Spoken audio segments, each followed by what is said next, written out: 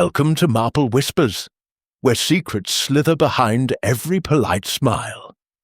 I'm Sean, and together we'll chase shadows through parlors and graveyards alike. Miss Marple's wisdom lights our path, but beware, the truth cuts deeper than any blade. In the shadowy village of St. Mary Mead, where secrets hide behind lace curtains, brilliant sleuth Miss Jane Marple receives a chilling tea invitation from reclusive widow Lavinia Hargrove at her eerie, crumbling manor. Whispers of anonymous threats, letters screaming of parlour sins, fill the air. As Marple sips amid a tense crew, a gambling stepson, a sharp-tongued niece, and a cryptic housekeeper, a scream pierces the night. The widow lies dead, dagger in her chest, room staged for an intruder, yet the door's locked from inside. Twists erupt, poisoned tonics, forged debts, jilted loves from years past. Marple deciphers clues, backtracked footprints, typed threats from the manor's machine, burned papers masking a husband's murky death. Revenge, greed, a doctor's dark secret. Watch her unmask the killer in a thrilling revelation. Evil lurks in plain sight. Buckle up for murder in the widow's parlour. A whodunit where no one escapes suspicion. Chapter 1. The Invitation to Tea. In the serene confines of St. Mary Mead, where the winding lanes whispered secrets to the ancient oaks, and the villagers moved with the unhurried grace of those who knew everyone's business but feigned ignorance. Miss Jane Marple occupied her customary spot by the bay window of her modest cottage. The air carried the faint scent of blooming roses from the garden outside, mingling with the comforting aroma of chamomile tea steeping on the side table. With nimble fingers, she worked on a delicate pale blue scarf, destined for her nephew Raymond's newest offspring, a child whose arrival had been heralded by a telegram brimming with familial pride. The stitches flowed evenly, a testament to her unflappable composure, even as the world beyond her lace curtains teemed with hidden dramas. The clock on the mantel chimed 3, its melody as reliable as the postman's knock that followed moments later. Young Tommy Pierce, the village lad who delivered the mail with the enthusiasm of one discovering buried treasure, thrust a single envelope through the letterbox before pedalling off with a cheerful whistle. Miss Marple set aside her knitting, her sharp blue eyes alight with mild curiosity. Letters were rare in her quiet life, often bearing tidings of distant relatives or invitations to unremarkable gatherings. This one, however, bore the embossed crest of Hargrove Manor, a detail that stirred a faint ripple in her otherwise placid demeanour. She sliced open the seal with a pearl-handled opener, unfolding the paper to reveal handwriting that quivered like a leaf in autumn wind. It was from Mrs. Lavinia Hargrove, the widow ensconced in that brooding pile of stone and secrets on the village outskirts. "My dear Miss Marple," it began, the ink blotched in places as if tears had fallen upon it.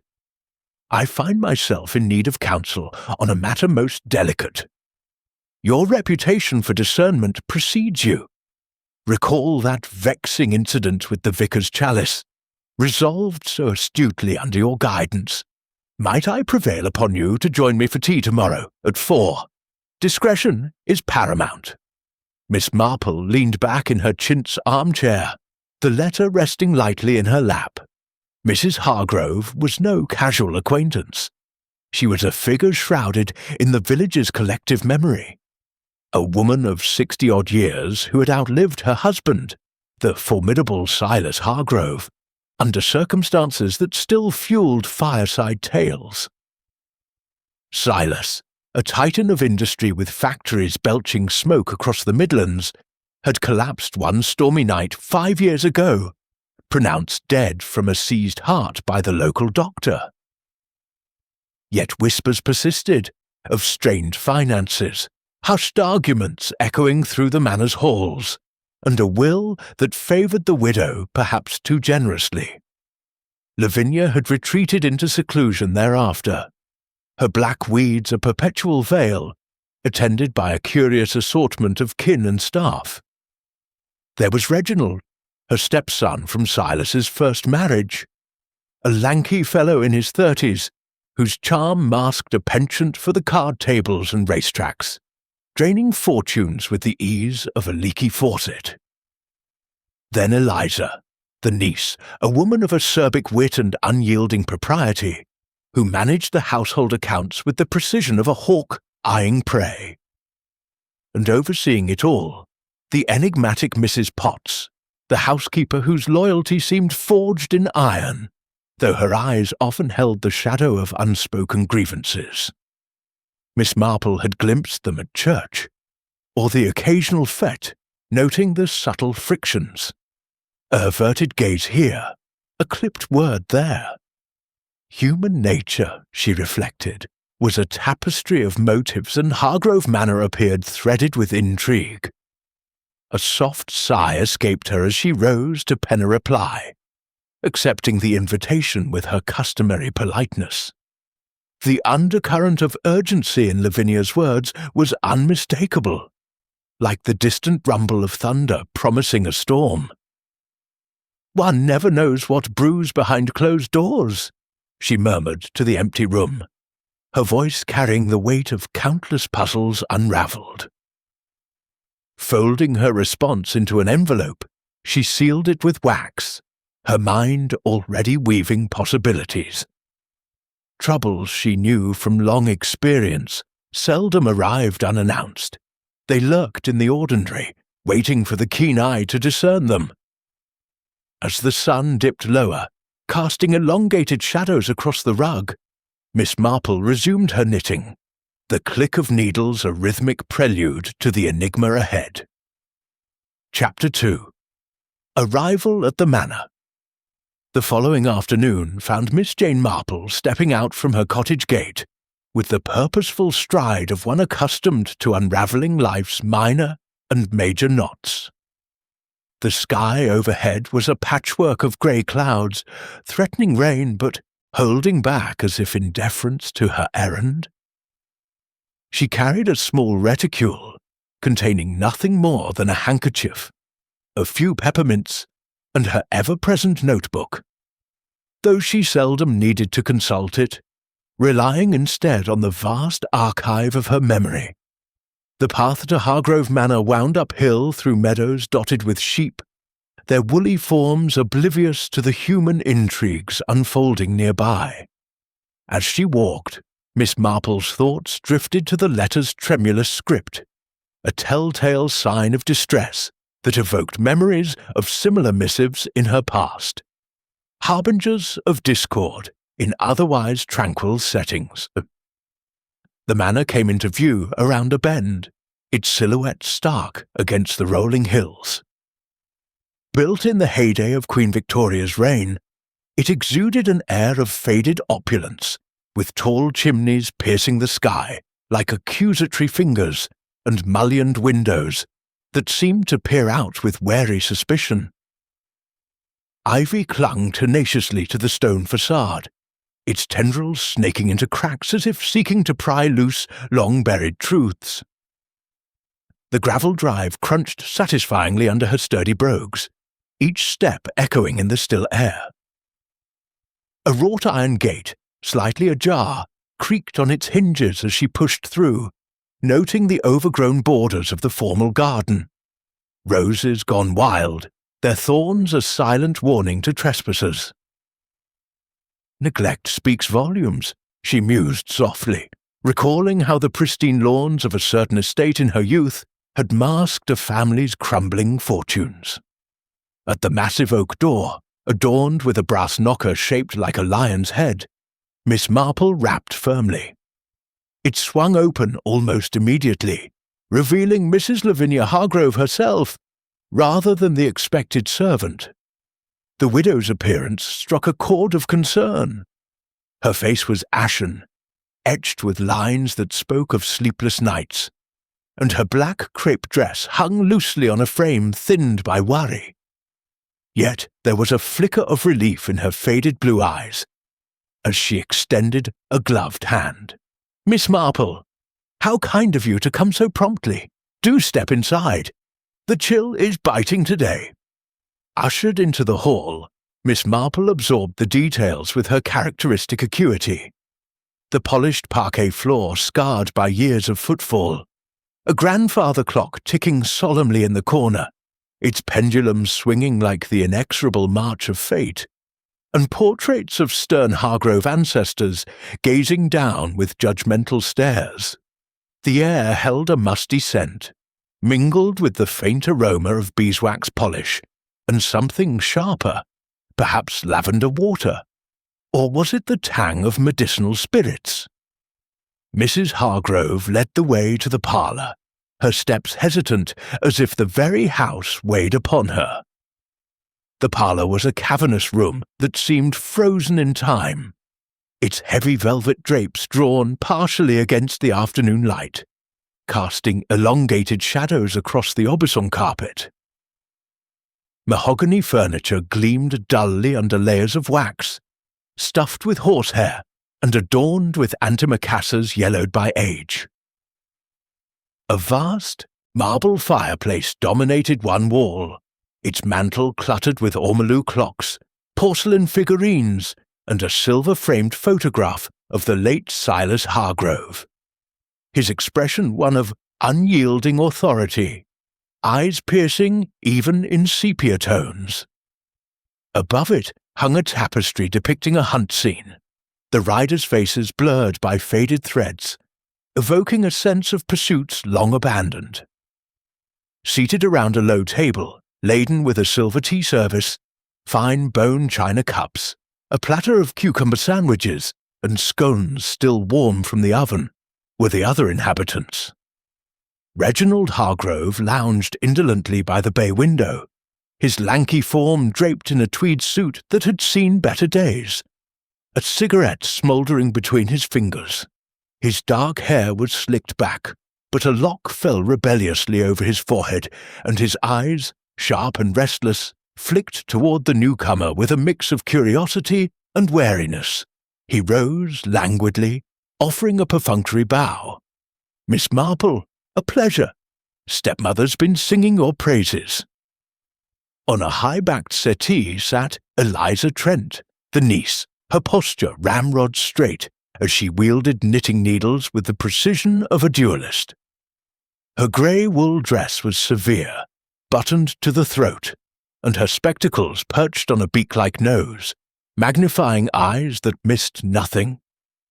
The needles clicked rhythmically, a staccato counterpoint to the room's tension, as if weaving not yarn but suspicions. She nodded curtly, her lips thinning into a line that suggested words were rationed like wartime sugar. Hovering near the door was Mrs. Potts, the housekeeper, a stout woman in her late 50s with a face like weathered granite, impassive yet etched with the lines of endurance. Her starched apron was immaculate, hands clasped before her as she awaited orders, her greying hair pulled into a tight bun that allowed no strand to escape. Miss Marple noted the faint tremor in those hands, quickly stilled, and the way her gaze darted to Mrs. Hargrove with a blend of solicitude and something deeper, resentment perhaps. "Tea, Miss Marple?" Mrs. Hargrove inquired, her voice quavering as she lifted the pot. The liquid sloshed slightly, betraying her nerves, and a few drops stained the lace doily. As they sipped, the brew strong and fortifying, laced with a hint of bergamot, polite conversation ensued. Reginald spoke of the weather, his tone light, but his fingers drumming an impatient tattoo on the armrest. Eliza interjected with a comment on the village flower show, her words clipped and probing, as if testing the waters for hidden currents. It was only when the cups were refilled that Mrs. Hargrove leaned forward, her voice dropping to a conspiratorial whisper. "I must confide in you, Miss Marple. These past weeks have been torment. Anonymous letters, vile things arriving in plain envelopes with no postmark, slipped under the door at night." From the depths of her reticule, she produced a crumpled missive, its edges frayed as if handled repeatedly in anguish. Miss Marple accepted it gingerly, unfolding the cheap foolscap to reveal bold, printed letters. "Your sins will find you out. The parlor holds the truth." Examining it under the light of a fringed lamp, Miss Marple noted the uneven ink, suggesting a typewriter with worn keys, and the paper's common quality, available at any stationer's. "Most intriguing," she murmured, her tone mild but her mind racing. "It puts me in mind of that affair in Chipping Cleghorn, you know, the one with the advertisements that masked threats. Malice often cloaks itself in anonymity, like a wolf in sheep's clothing." She passed it back, observing how Reginald's eyes narrowed fractionally. Eliza's needles paused mid-stitch, and Mrs. Potts busied herself rearranging the sandwiches with unnecessary vigour. Before further dissection could occur, a sharp rap echoed from the hall door, followed by the sound of boots on the tiles. Mrs. Potts excused herself to answer, returning moments later with Dr. Harlan in tow. The village physician was a robust man of middle years, his cheeks florid from outdoor pursuits, or perhaps a fondness for port, clad in a Norfolk jacket and carrying a battered black bag. His moustache bristled like a hedgehog's spines, and his eyes twinkled with bluff good humour, though Miss Marple detected a shrewdness beneath. "Ah, Lavinia, my dear, summoned for those nerves again? And who's this? Miss Marple, is it? Heard of your exploits? Village sleuth, eh?" He settled into a chair with a hearty laugh, accepting a cup of tea while prescribing a tonic from his bag. An amber bottle emitting a whiff of brandy that confirmed village rumours. Conversation shifted to banalities, the doctor's recent house calls, Reginald's tales of a London jaunt, Eliza's pointed queries about inheritance taxes. Yet, beneath the surface, Miss Marple sensed the undercurrents. A furtive glance from Reginald to his stepmother, laden with unspoken pleas. Eliza's tight-lipped scrutiny of the doctor, as if weighing his every word. Mrs. Potts's silent orbit, her ears attuned to every nuance. As the clock struck 5, the gathering dispersed subtly. Dr. Harlan departed with promises of relief. Reginald excused himself for a smoke in the garden, and Eliza gathered her knitting with a murmur about correspondence. Mrs. Hargrove escorted Miss Marple to the door, her grip on the elder lady's arm tight with desperation. "You'll think on it. These letters, they chill me to the bone." "Indeed I shall," Miss Marple replied gently, her eyes scanning the hall one last time. "People reveal more than they intend, Mrs. Hargrove. It's all in the details, the tremor in a hand, the pause in speech. Rest assured, clarity often emerges from the fog." Stepping out into the gathering dusk, she felt the manor's gaze upon her back, its secrets pulsing like a hidden heartbeat. The walk home was contemplative, her mind sifting clues like grains through a sieve, aware that the parlour's truth might soon demand revelation. The rain began to patter as she reached her gate, a fitting overture to the storm brewing at Hargrove Manor. Chapter 3. The Fatal Evening. As the last vestiges of twilight bled into the inky shroud of night, Hargrove Manor exhaled a collective sigh, its ancient timbers creaking like the bones of a weary sentinel. Miss Marple's departure earlier that afternoon had left a palpable void, her parting words lingering in the air like unspoken prophecies. Mrs. Lavinia Hargrove, fortified by the doctor's tonic and the faint reassurance of her guest's promise to reflect on the menacing letters, withdrew to the parlour with a determination born of exhaustion. "I shall read my Bible in peace," she declared to the household, her voice carrying a note of finality that brooked no argument. The door clicked shut behind her, sealing her in the room's oppressive embrace, where the flickering gas lamps cast dancing shadows on the walls, transforming familiar objects into grotesque silhouettes. Reginald Hargrove, his mind a whirlpool of unspoken anxieties, seized the opportunity to escape the manor's stifling confines. Slipping on his overcoat with a casual air that masked his inner turmoil, he announced his intention to visit the Red Lion, the village pub where ale flowed freely and distractions abounded. "A pint or two to clear the head," he muttered, though his eyes betrayed a deeper evasion, debts nipping at his heels like persistent hounds. The front door slammed with a resounding thud as he strode into the night, the gravel path swallowing his footsteps under a canopy of stars obscured by gathering clouds. At the pub, he would later claim, the landlord's clock marked his presence amid the haze of pipe smoke and raucous laughter, though a brief absence for a breath of air went unnoticed by most. In the study, a chamber lined with leather-bound tomes and the faint scent of ink, Eliza Trent immersed herself in the household accounts.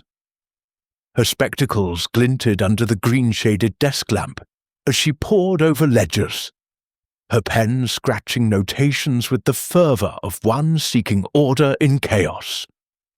Figures danced before her, expenditures on coal, wages for the gardener, and the ever-dwindling balance that hinted at the manor's precarious finances.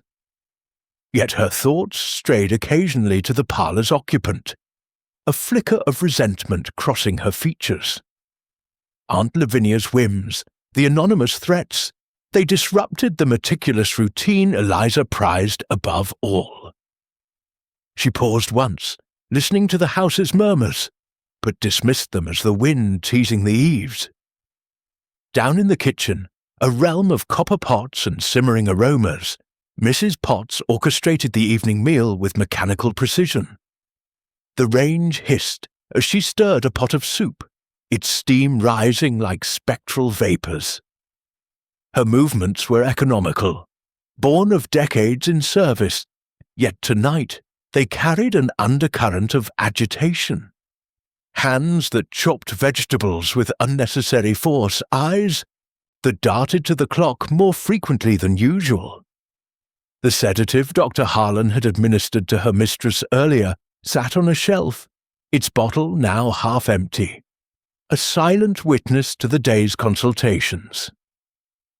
Mrs. Potts hummed a tuneless melody, a habit from her younger days, but it faltered as distant thunder rumbled, heralding an approaching storm.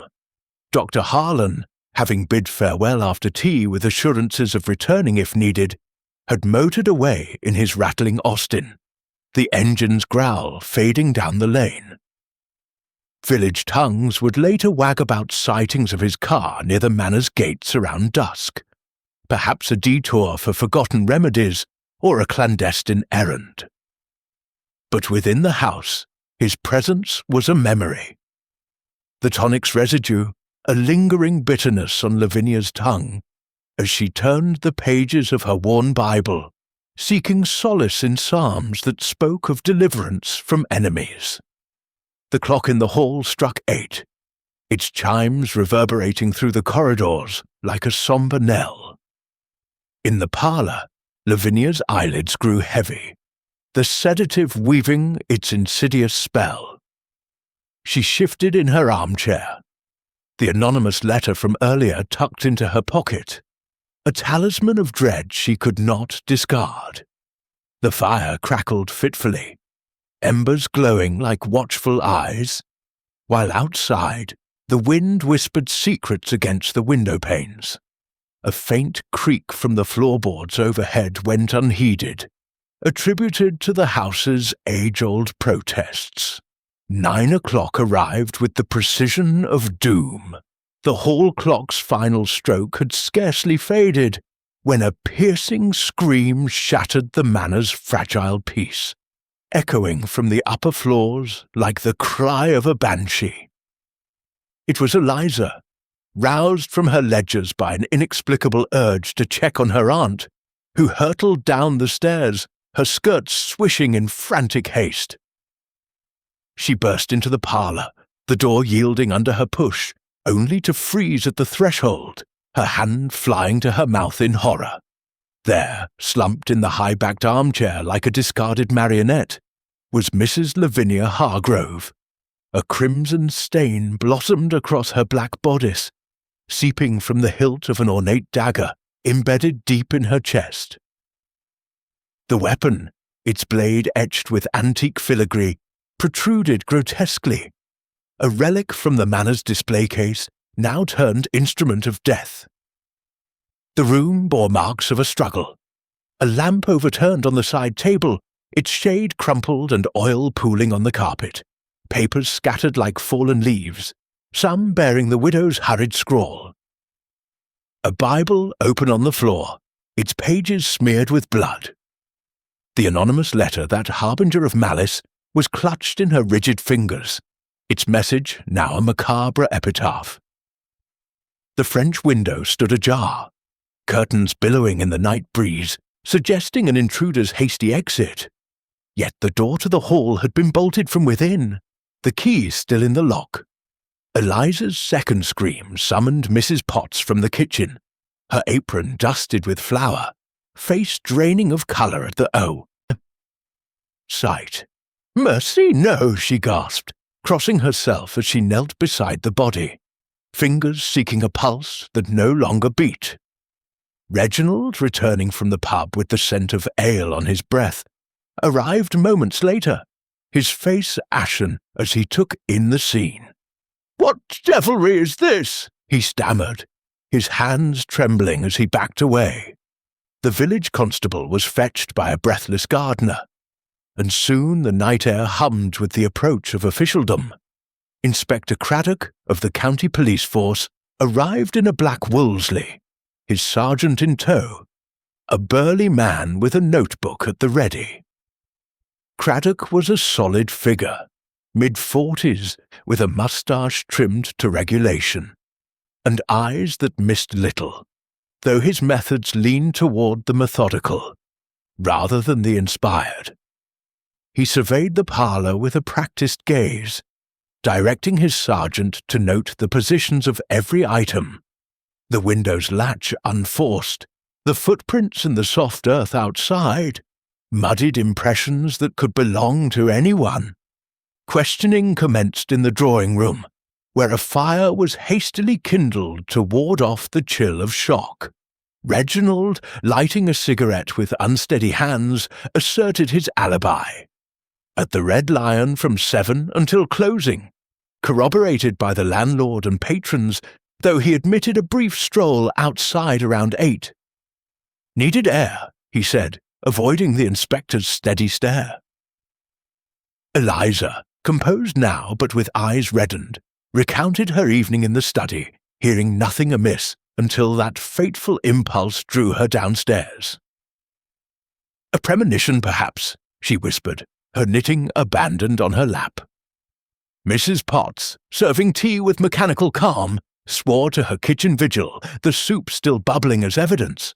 "I heard the scream and came running," she affirmed, her voice steady but her knuckles white on the tray. Of Dr. Harlan, none could account for a return visit, though a neighbour's lad mentioned seeing his car idling nearby earlier, its headlights piercing the gloom. As the clock edged toward midnight, Craddock sealed the parlour, posting a constable at the door. "Murder, plain as day," he pronounced, but with twists aplenty. "Intruder or inside job, we'll see." The household retired under a pall of suspicion, the manor's walls seeming to close in tighter. Dawn broke grey and unforgiving. carrying whispers through St. Mary Mead like autumn leaves on the wind. Miss Marple, stirring her morning tea in her cosy kitchen, was interrupted by a knock from Dolly Bantry, the village's indefatigable gossip-bearer. "Oh, Jane, dreadful news! Murder at Hargrove. Poor Lavinia stabbed in her parlour." Dolly's eyes sparkled with the thrill of tragedy as she recounted the night's horrors. Miss Marple set down her cup, her expression serene, but her mind igniting with purpose. "How tragic," she murmured, though her thoughts raced ahead, threading connections like beads on a string. A condolence visit was imperative. The threads of fate had drawn her back into the web. She donned her hat. The village stirred, unaware that the unassuming spinster held the key to untangling the fatal evening's enigma. Chapter 4. Gathering Clues. The morning after the tragedy at Hargrove Manor dawned with a crispness that belied the shadow of death hanging over St. Mary Mead. Miss Jane Marple, having absorbed Dolly Bantry's breathless account over a hastily shared pot of tea, donned her best black hat, a relic from her own distant bereavements, and set off for the manor with the quiet resolve of one who knew that grief often unmasked truths. The lane wound uphill, flanked by hedgerows heavy with dew, and the air hummed with the low buzz of bees foraging among late-blooming asters. As she approached the gates, now flanked by a uniformed constable, whose bored stance suggested he longed for the simplicity of poacher patrols, Miss Marple noted the subtle signs of disruption. Curtains drawn tight against prying eyes, a gardener's tools abandoned mid-task, and the faint scent of pipe tobacco wafting from an open window. Admitted by a solemn-faced maid, new to the household, she surmised, given the girl's wide-eyed nervousness, Miss Marple was shown into the drawing-room, where the atmosphere was thick with unspoken accusations. Inspector Craddock stood by the hearth, his notebook open, conferring in low tones with his sergeant, a lanky youth scribbling furiously. The inspector turned at her entrance, his expression a mix of recognition and mild exasperation. "Miss Marple? Word travels fast in these parts. Come to offer condolences, I suppose?" His voice carried the clipped efficiency of a man accustomed to city crimes, though his eyes held a spark of respect for the village spinster's uncanny knack. "Indeed, Inspector?" she replied mildly, settling into a proffered chair with the grace of one at ease amid chaos. "Poor Mrs. Hargrove, such a shocking end. Might I inquire about your findings? I was here only yesterday, you know, at her invitation." Craddock hesitated, then nodded, perhaps sensing an ally in her unassuming demeanour.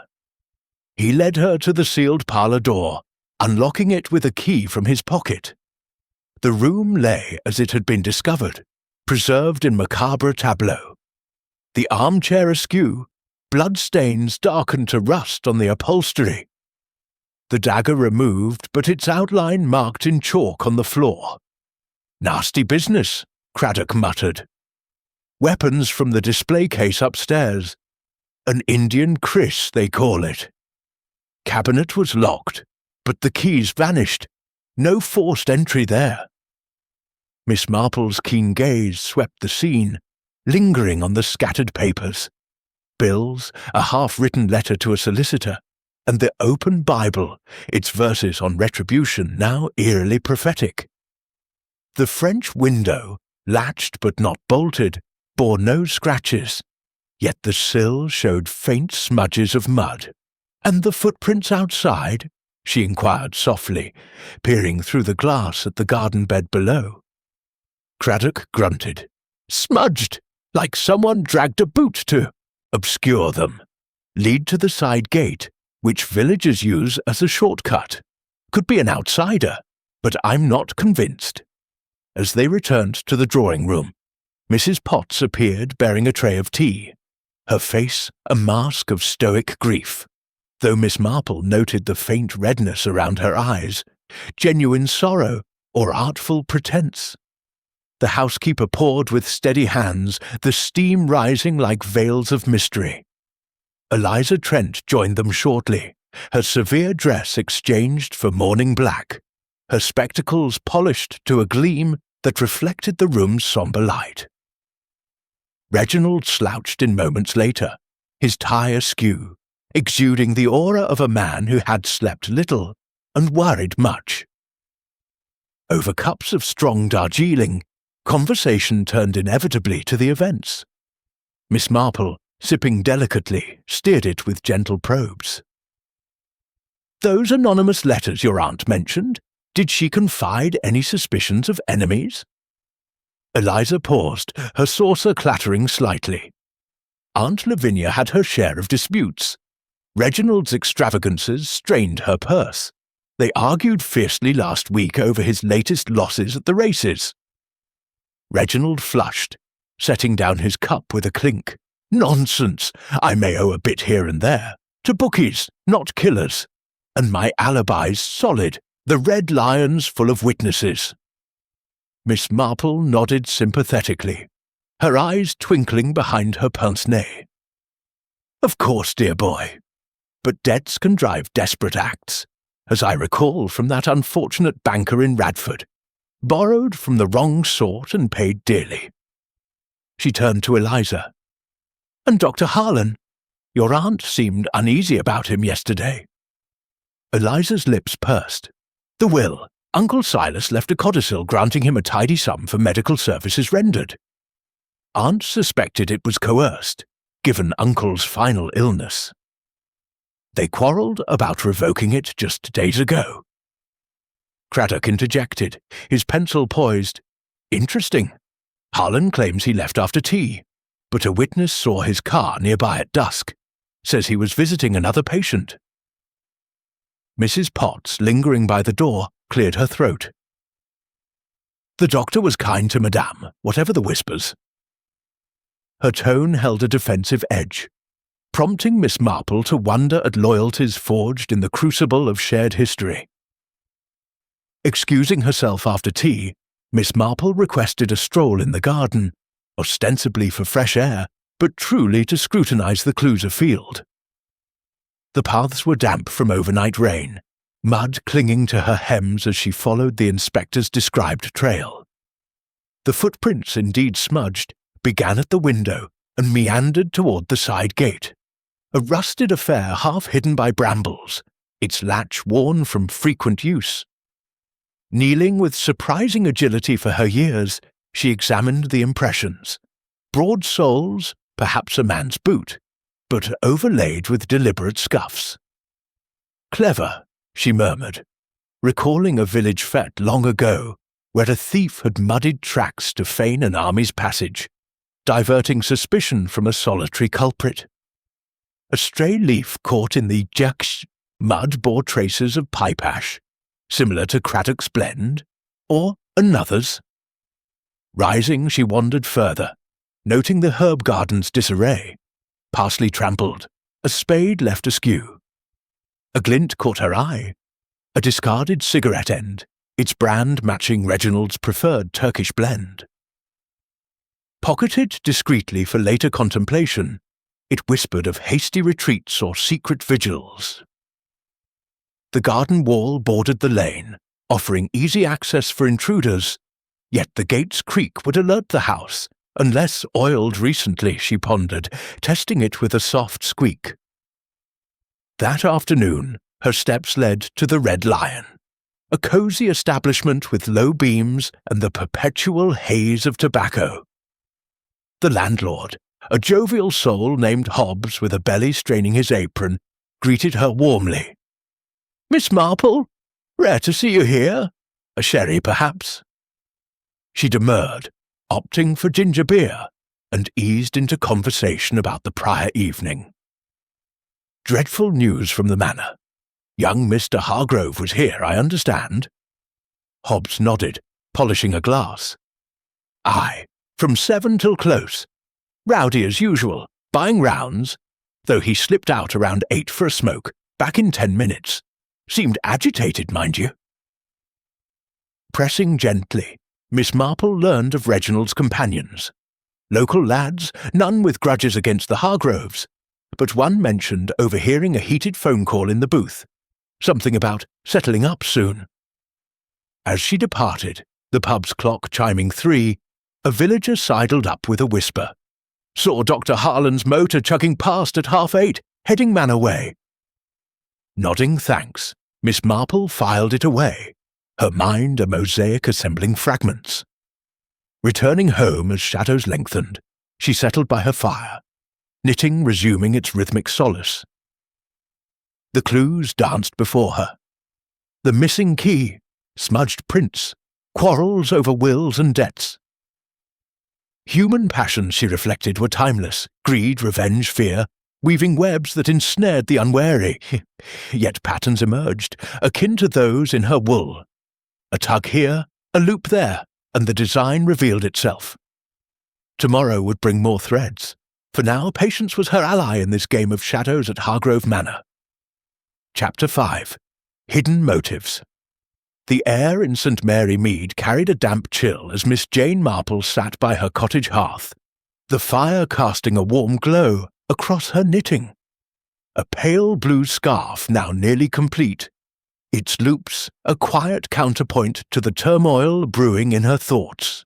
The murder of Mrs. Lavinia Hargrove, so brutally enacted in the widow's parlour, had stirred the village into a fever of speculation, and Miss Marple's mind was a crucible, refining the raw ore of clues into something resembling truth. The anonymous letters, the smudged footprints, the missing key to the dagger's cabinet. Each was a thread in a tapestry of human frailty, and she sensed the pattern was close to revealing itself. Yet, as she knew from past entanglements, haste unravelled more than it wove. She sipped her tea, the porcelain cup warm against her palms, and considered her next move. A return to Hargrove Manor, where secrets lurked in the silences between words. By mid-morning, she was at the manor's gates, her black hat a sombre nod to propriety, though her eyes sparkled with the alertness of a sparrow. The constable, now familiar, waved her through with a deferential nod, and Mrs. Potts greeted her at the door, her face a study in controlled grief. Eyes dry, but lips pressed tight as if guarding a confession. The drawing-room, where Miss Marple was led, felt heavier today, its air thick with the scent of lavender polish and unspoken tensions. Inspector Craddock was absent pursuing leads in the village, but his sergeant lingered, taking statements with dogged persistence. Eliza Trent sat by the window, her morning dress stark against the pale curtains, her fingers idle for once, no knitting to channel her restless energy. Reginald paced near the bookcase, his cigarette smoke curling like a restless spirit, his face haggard from sleeplessness or guilt, or both. Tea was served, a ritual of normalcy in a house upended by violence. Miss Marple, accepting a cup, steered the conversation with the gentle precision of a needle through fabric. "Such a tragedy," she began, her voice soft but probing. "Inspector Craddock mentioned the will. Always a delicate matter, isn't it? Mrs. Hargrove spoke of it yesterday with some concern." Eliza's head snapped up, her spectacles catching the light. Aunt's will was straightforward. The manor to me to preserve its legacy, a stipend for Reginald, though he'd squander it, and a bequest to Dr. Harlan for his care during Uncle's illness. She meant to revise it, though. Felt Harlan's share was undue. Reginald snorted, flicking ash into a tray. Undue? The old quack bled her dry with his tonics, half brandy, I'd wager. Stepmother was too trusting. His bitterness was palpable, but Miss Marple noted the defensive hunch of his shoulders, as if warding off an unseen blow. She turned to Mrs. Potts, who hovered near the tea tray, her apron a shield of domesticity. "And you, Mrs. Potts? You've served the family so long. Surely you knew their confidences." The housekeeper's hands faltered, a teaspoon clattering softly. "I keep to my duties, miss. Madam trusted me with the household, not her secrets." Yet a chance remark from the sergeant, gathering his notes, shifted the room's dynamic. "Found something curious in the records," he said, almost to himself. "Mrs. Potts isn't just staff. She's a distant cousin, tied to old Mr. Hargrove's line. Stood to gain nothing from the will, though." The housekeeper's face stiffened, a fleeting crack in her composure, and Miss Marple's memory stirred. A village tale of a young Ellen Potts, once betrothed to Silas Hargrove, jilted when he met the wealthier Lavinia. The sting of such rejection, she mused, could fester like a wound untreated. Conversation paused as the sergeant excused himself, leaving Miss Marple to sip her tea and observe. She recalled the parlour's details. The overturned lamp, the scattered papers, the sedative bottle, empty save for traces Craddock's men had tested, revealing a dose far stronger than Dr. Harlan's prescription. "Curious," she murmured aloud, "how a mild tonic became so potent. One wonders if it was tampered with." Reginald's cigarette paused mid-air, Eliza's fingers twitched, and Mrs. Potts busied herself with the tray, her back turned. Seeking air and answers, Miss Marple requested a tour of the manor's upper floors, ostensibly to admire its architecture. Eliza obliged, leading her through corridors lined with faded portraits, their eyes seeming to follow. In the study, where Eliza had spent the fatal evening, Miss Marple noted a typewriter on the desk, its ribbon worn and keys misaligned. A match for the anonymous letter's uneven print? She filed the observation away, her mind circling back to a case in Much Deeping, where a typewriter's quirks had betrayed a poison pen. Downstairs, a chance encounter with the gardener, old Mr. Finch, yielded more. Pausing by the herb garden, he grumbled about trampled mint near the side gate, spotted the morning after the murder. "Someone was in a hurry," he said, pointing to a patch of earth. Miss Marple crouched, ignoring the mud on her skirt, and saw faint traces of ash. Reginald's Turkish blend again? Or a gardener's pipe? "People are careless," she remarked, "but carelessness can be telling, like footprints in a flower bed." Later in the village, she called on Dolly Bantry, whose knack for gossip rivaled her own for observation. Over scones, Dolly leaned close, her voice a conspiratorial whisper. "I saw Reginald and Dr. Harlan by the church 3 days ago, arguing fit to wake the dead. Something about paying what's owed, and not just medical bills, I'd wager." Miss Marple nodded, recalling a similar dispute in her youth, where debts had led to darker deeds. "And Eliza," Dolly added, "was seen burning papers in the manor's incinerator yesterday. Said they were old recipes, but who burns recipes at dawn?" Returning home as dusk settled, Miss Marple lit her lamp and resumed her knitting, the scarf's final rows taking shape. The clues multiplied, the will's contentious bequests, the sedative's overdose, the typewriter's telltale print, the ash-strewn garden.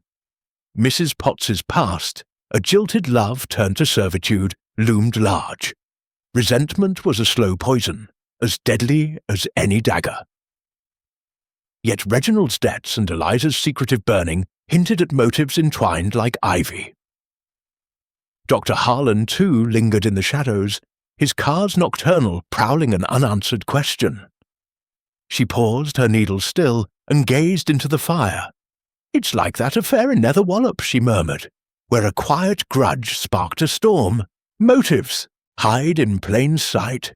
dressed as loyalty or love. The manor's inhabitants, each with their burdens, formed a constellation of suspicion, but the true star, the killer's intent, remained obscured. Tomorrow, she resolved, would bring her back to the manor, to probe deeper into the parlour's secrets. For now, she set aside her knitting, the scarf a silent promise that even the tightest knots could be undone with patience and a steady hand. Chapter 6. The Twist in the Thread. The days following Mrs. Lavinia Hargrove's murder draped St. Mary Mead in a shroud of unease, as if the village itself held its breath, awaiting the next revelation. Miss Jane Marple, ensconced in her cottage with the morning's post unopened on the table, felt the weight of the case pressing like a storm cloud. Her knitting lay idle, the pale blue scarf complete and folded neatly, a symbol of order amid chaos. The clues she had gathered, the smudged footprints, the typewriter's telltale print, the sedative's lethal potency, swirled in her mind like leaves in an autumn gale. Yet, as she sipped her tea, the porcelain cup steady in her hands, she knew the truth lay not in the clues alone, but in the human passions they betrayed. A visit to Hargrove Manor was imperative, but first, a development arrived unbidden. A breathless knock at her door heralded young Tommy Pierce, the postboy, clutching a plain envelope slipped under his cottage gate that morning. "For the police, miss, but I thought you'd best see it first," he stammered, his eyes wide with the thrill of conspiracy.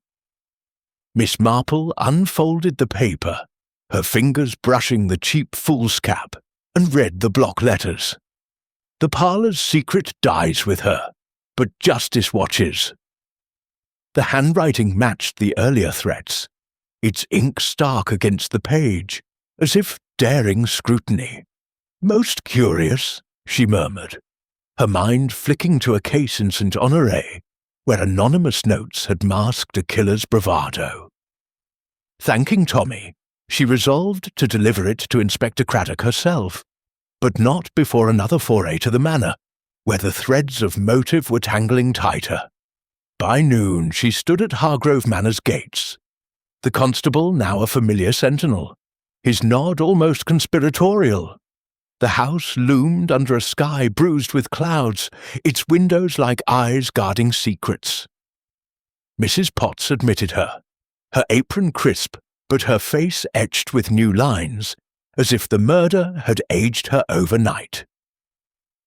"The inspector's in the village," she said, her voice flat, "but Miss Eliza and Mr. Reginald are within."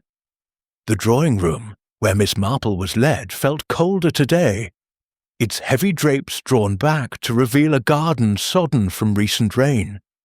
Eliza sat by the fire, her morning dress absorbing the light, her fingers twisting a handkerchief, rather than her usual knitting. Reginald sprawled in an armchair, a glass of whiskey in hand despite the hour, his eyes bloodshot and wary. Miss Marple, settling with her, reticule, produced the new letter with a gentle air. "This arrived today, addressed to the police. It seems the writer is not yet done." Eliza's breath caught, and Reginald swore under his breath, spilling whiskey on his cuff. "Another blasted note," he growled. "Someone's toying with us." Miss Marple's eyes twinkled behind her pince-nez. "Indeed, but toys can reveal their maker. The paper is common, but the intent is personal. Justice, it claims, watches. One wonders who feels wronged." To shift the mood, she suggested revisiting the parlour, to pay respects to the scene of poor Lavinia's end. Craddock had left the room accessible, its contents catalogued but undisturbed. The group complied, Eliza leading with a reluctant step, Reginald trailing with a muttered oath, and Mrs. Potts lingering at the rear, her hands clasped tightly. The parlour was a mausoleum of memory. The blood-stained armchair, the scattered papers, the Bible still open to a verse of vengeance. Miss Marple's gaze settled on the fireplace, its grate choked with ash. "Notice this," she said, kneeling with surprising ease for her years. "The ash is fresh, burnt papers perhaps, not mere kindling." Eliza flushed, her voice sharp. "I burned old letters, personal ones from Aunt's youth. They were no one's business." Miss Marple nodded, her tone soothing. "Of course, my dear. Yet burning papers at such a time is curious, like that affair in Little Paddocks, where documents hid old sins." She rose, brushing ash from her gloves, and moved to the French window. "This latch," she observed, testing its stiffness, "is stubborn. An intruder would struggle, yet there's no sign of force. And those footprints outside, so neatly smudged, as if to suggest a presence that never was." Reginald shifted uneasily, his whiskey glass empty. "You're saying it's one of us? I was at the pub. Ask anyone."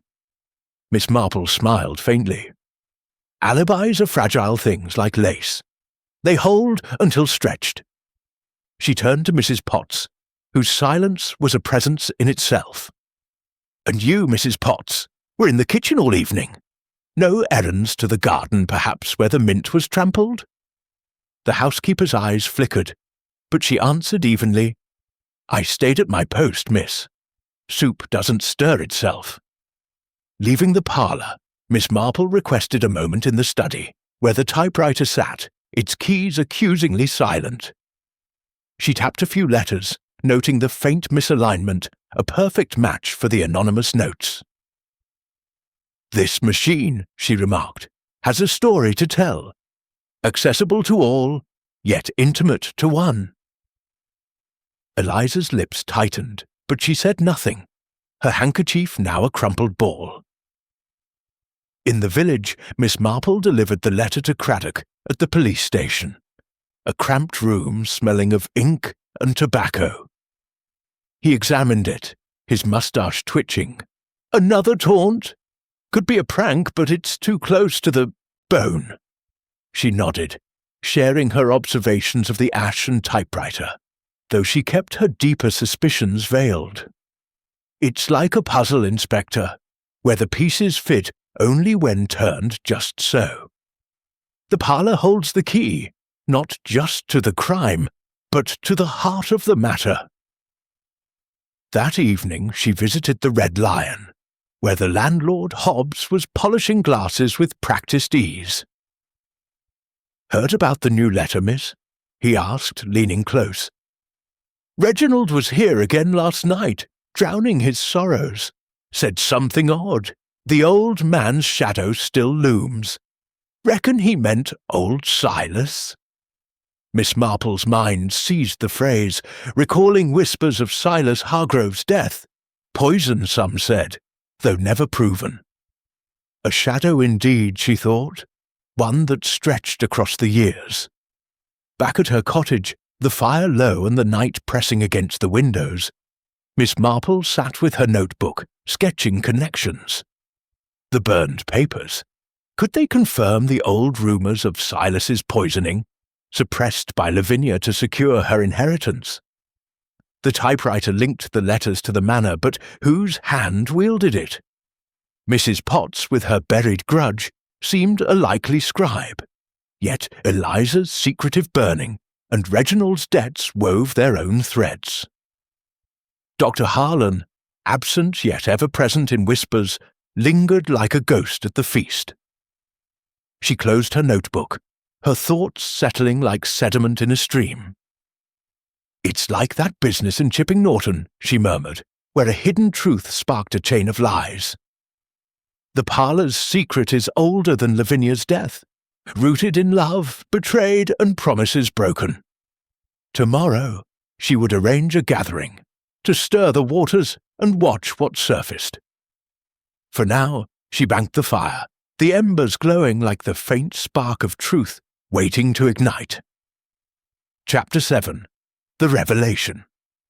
The morning sun struggled through a veil of mist, casting a ghostly pall over St. Mary Mead, as if the village itself conspired to shroud the truth of Hargrove Manor's grim drama.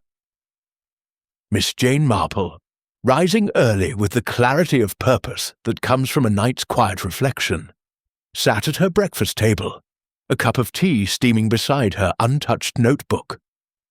The threads of the case, anonymous letters, a poisoned tonic, a dagger from a locked cabinet, had woven a complex web, but now the pattern was emerging, sharp and undeniable, like the final stitches in her recently completed scarf.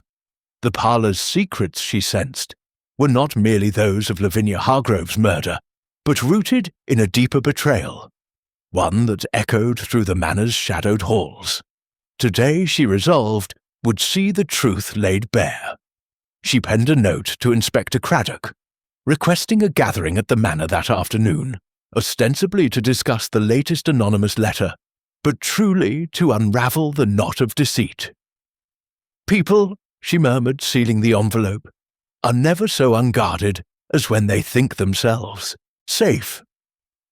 Her walk to the manor was brisk, the mist curling around her like a conspirator, her black hat a badge of solemn intent.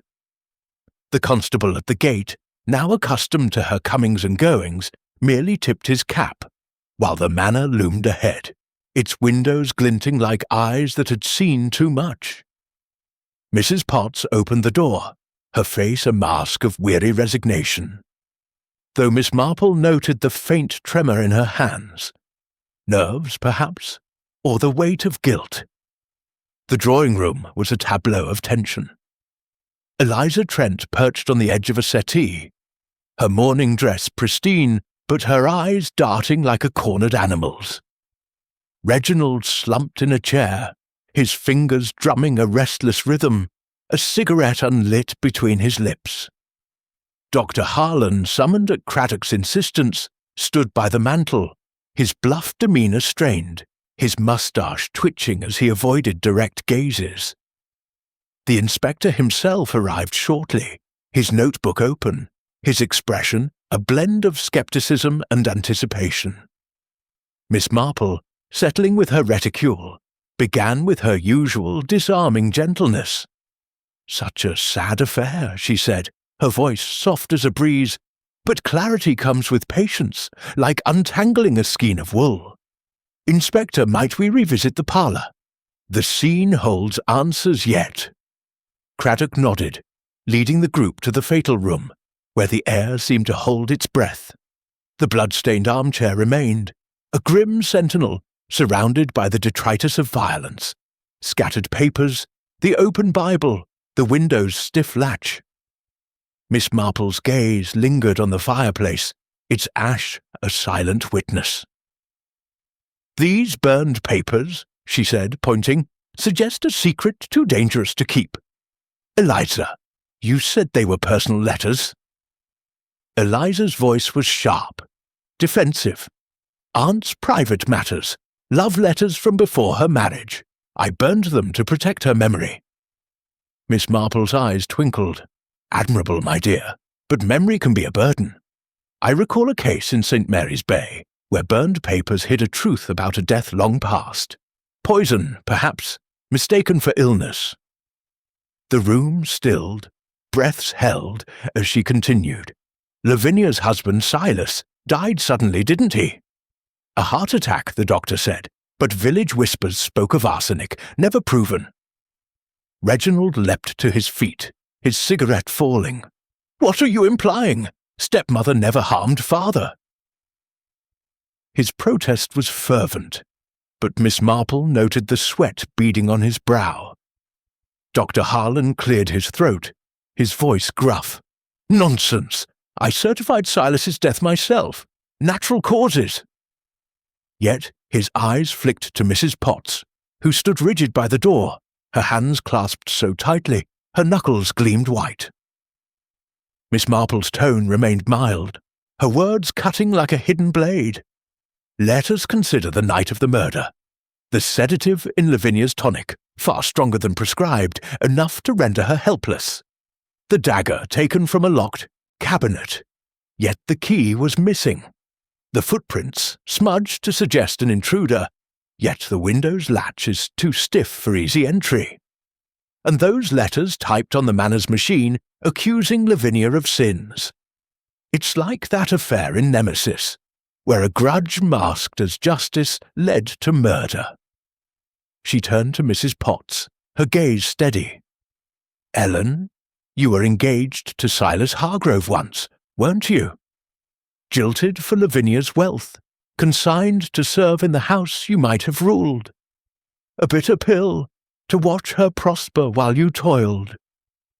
The housekeeper's face drained of colour, her lips parting in a silent gasp. How did you know?" "The village remembers," Miss Marple said gently. "And the letters, they were yours, weren't they? Typed to frighten Lavinia, to make her confess what you suspected, that she poisoned Silas to secure the manor. But when she confided in me, you acted. You tampered with the tonic, using Harlan's bottle to mask your deed. You took the spare key, kept in the kitchen drawer, wasn't it, and used the dagger, staging the scene to suggest an intruder. The footprints were yours, walked backward to deceive, a trick I saw in a village pageant years ago." Mrs. Potts swayed, clutching the doorframe. "She deserved it," she whispered, her voice breaking. "She took everything, Silas, the life I was promised. I found her diary, years ago, hinting at the arsenic. She knew I suspected, kept me close to silence me. Those letters were to scare her, but when she spoke to you—" Her words faltered, tears spilling. I slipped the extra dose in her tea, waited till she slept, then struck. The scream was Eliza's, but I was there first, locking the door. Craddock stepped forward, his face grim. "Ellen Potts, you're under arrest for the murder of Lavinia Hargrove." As the sergeant cuffed her, Miss Marple produced a final piece. A pair of gloves, found in the kitchen bin, stained with blood and bearing traces of garden mud. "You wore these," she said, "but forgot to burn them with the papers." Mrs. Potts sagged, her confession complete. Reginald, shaken, admitted to forging a loan note with Dr. Harlan, who faced charges for fraud but not murder. His car's sighting was a red herring, a late call to a patient. Eliza, cleared, wept for her aunt, her burned papers indeed personal but irrelevant. The Manor's inheritance fell to her and Reginald, an uneasy alliance forged in tragedy. As Craddock led Mrs. Potts away, Miss Marple lingered, her reticule clasped lightly. "Human hearts," she said to the inspector, "are fragile things, broken by love or greed. Ellen's grudge was a slow fire, kindled years ago." Returning home, she resumed her knitting. A new project, a shawl for Dolly Bantry, reflecting that truth, like wool, required patience to shape. The Manor's shadows would fade, but its lessons, like her stitches, would endure.